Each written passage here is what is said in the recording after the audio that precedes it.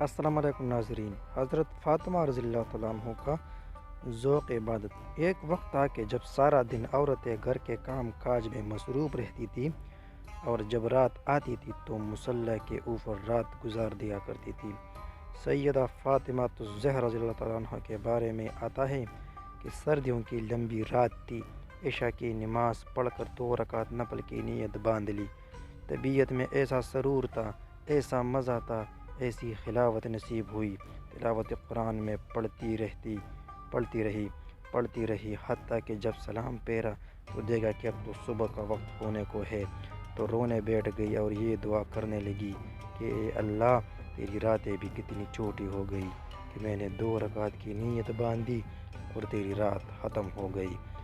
یہ تھی حضرت فاطمہ رضی اللہ عنہ کا ذوق عبادت۔ اللہ تعالیٰ کرے ہم سب کو بھی اسی طرح کا عبادت اور اس کا شوق نصیب فرما دے۔ آمین ثم آمین۔